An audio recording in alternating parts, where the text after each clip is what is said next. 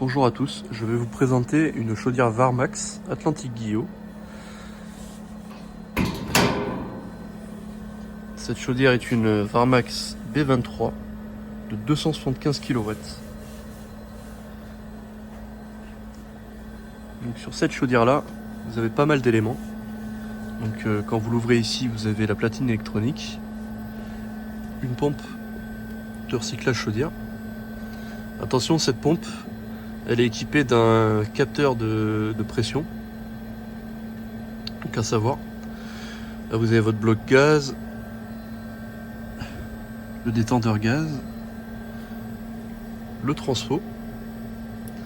Et pour accéder au reste, vous avez ici une petite astuce. Vous avez un marchepied qu'il suffit de tirer. Ça vous permet d'accéder plus facilement à l'intérieur de la chaudière.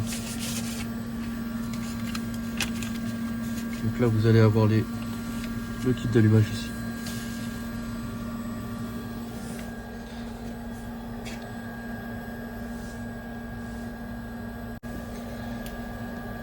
Donc pour accéder au détendeur là-bas, vous devez enlever la petite vis se trouvant ici pour pouvoir enlever la jaquette. Attention de faire gaffe à bien enlever le câble de terre de la jaquette ici. Donc enlevez-le avant d'enlever la vis là-haut.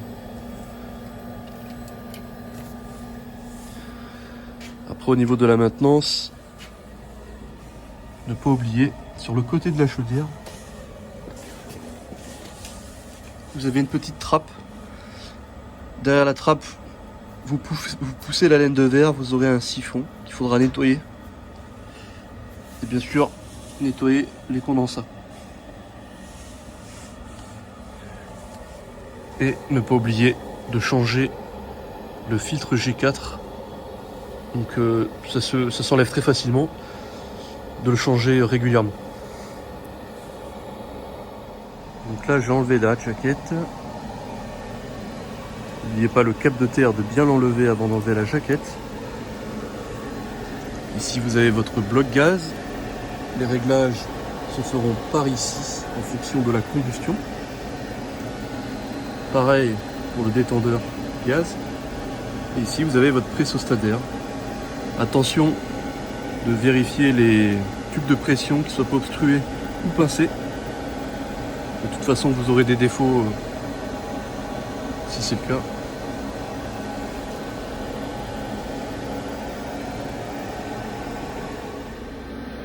Alors une petite astuce aussi, là vous voyez vous avez l'écran. Si jamais vous voulez faire des réglages et que vous voulez l'écran de ce côté là, figurez-vous que c'est possible. En démontant cette petite vis, vous allez pouvoir faire basculer l'écran. Voilà. L'écran est basculé de l'autre côté.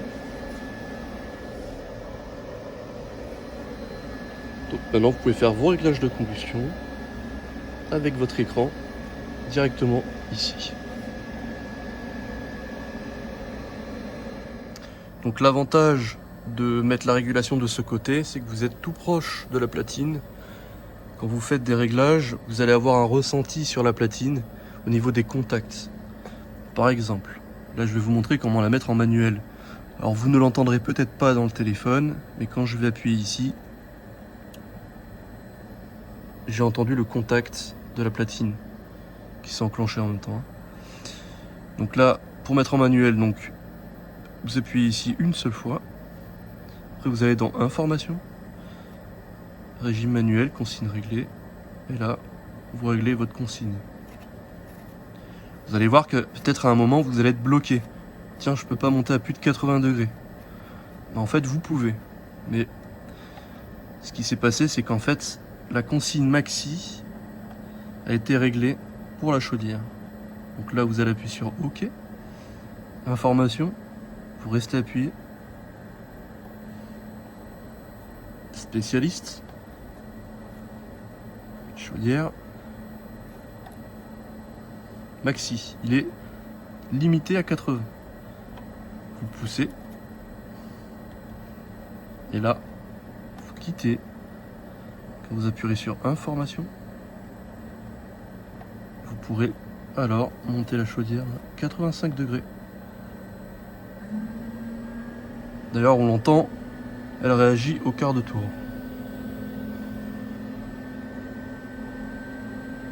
Donc là, je vais quitter le mode manuel et je vais vous montrer le mode combustion, qui est aussi simple. Donc là, vous prenez pas la tête, vous retournez dans les réglages. Donc vous appuyez sur, vous rappuyez sur cette touche là et ça met fin au régime manuel. Bon, on sait jamais, si un jour le bouton ne marche plus, vous pouvez toujours la mettre en manuel. Vous appuyez sur OK. Alors, je crois qu'on n'est pas obligé d'aller dans spécialiste. Vous allez dans maintenance et régime spécial. Et là, vous avez le mode ramonage. Sinon, vous avez normalement le régime manuel. Voilà. Vous appuyez sur marche. Vous appuyez ici. C'est la même chose que si vous appuyez sur ce bouton là. Voilà. Donc si un jour ce bouton là ne marche plus, vous pouvez toujours le faire. Donc pour le mode combustion, vous devez rester appuyé sur cette touche là. Fonction d'arrêt du régulateur marche. Donc là vous êtes en mode régulateur de puissance. Donc après, pour régler justement la puissance, vous appuyez sur information. Là, votre chaudière, vous l'entendez par le bruit, elle est à donf, elle est à 100%. Il suffit tout simplement d'appuyer sur OK et de baisser cette valeur.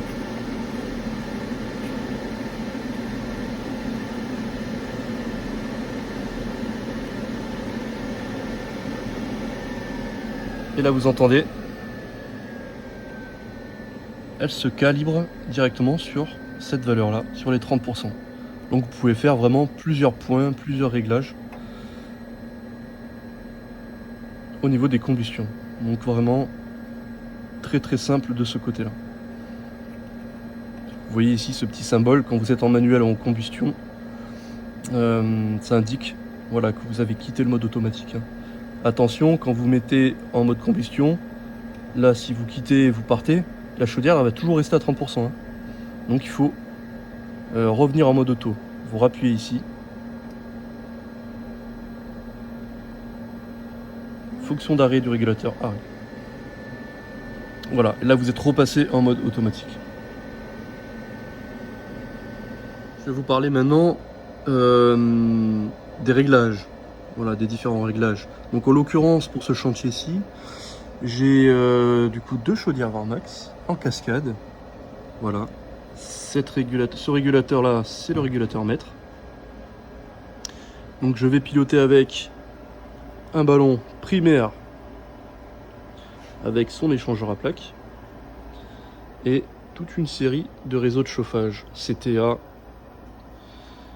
tout ça par ce régulateur là, sauf pardon l'échangeur à plaques. En fait, je vais piloter la sonde du ballon primaire sur le régulateur, non pas l'échangeur à plaques, il est indépendant.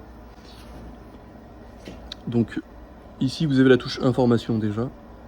Vous pouvez appuyer plusieurs fois, vous aurez différentes valeurs. Donc là, par exemple le départ cascade, température de la chaudière, consigne de la chaudière, retour chaudière, extérieur. Une petite anecdote aussi, c'est que cette chaudière là, comme elle a une pompe intégrée, elle est équipée d'un détecteur, un pressostado. Donc si vous appuyez encore, donc là, vous avez l'eau chaude. Donc l'eau chaude, attention, bon là c'est une petite erreur de programmation. Il vous dit que la température ECS est à 71 degrés, c'est faux, c'est la température du ballon primaire qui est à 71 degrés. Voilà, d'accord.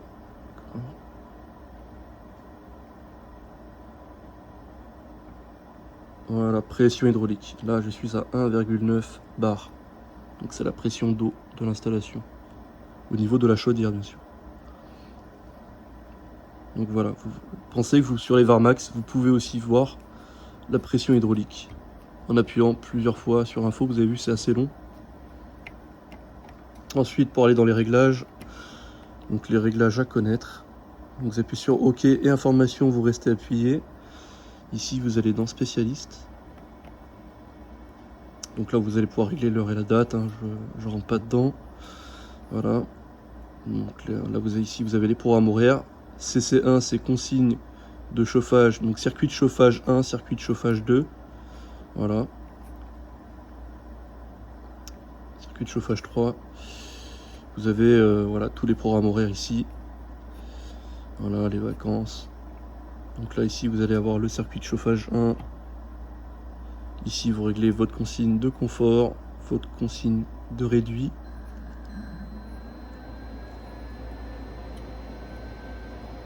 Le pied de courbe. Vous avez vraiment tous les paramètres.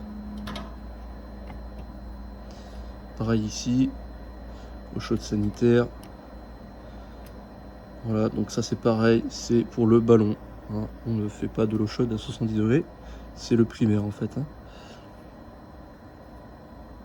Voilà, donc ici c'est pour un EHPAD, donc il n'y a pas de réduit.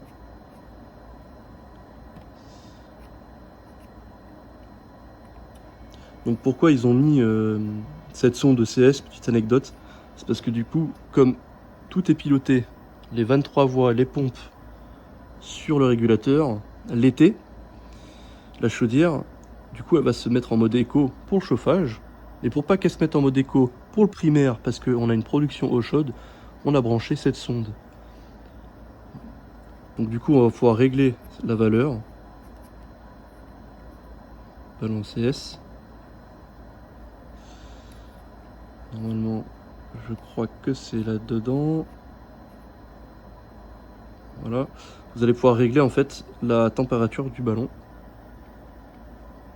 pour que l'été, le primaire continue son fonctionnement pour la production d'eau chaude. Pour les paramètres chaudière, vous allez dans OK, information, pareil, spécialiste.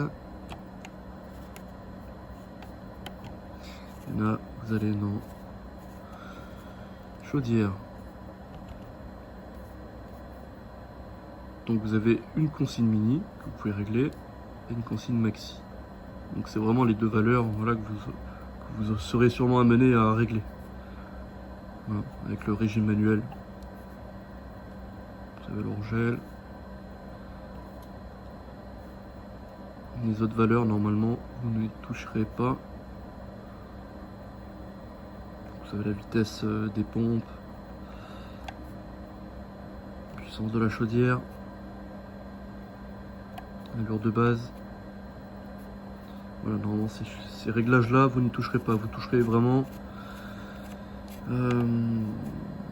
donc le régime manuel et surtout le régime maxi. Voilà. Pour les paramètres de la cascade, c'est pareil, vous allez dans le menu spécialiste, après vous allez dans cascade. Donc ici vous avez la stratégie de conduite pour la cascade, donc enclenchement anticipé, arrêt retardé, vous pouvez la modifier. Ici vous pouvez régler la puissance minimum et la puissance maximum. Donc elle va avoir une plage entre 30 et 90%.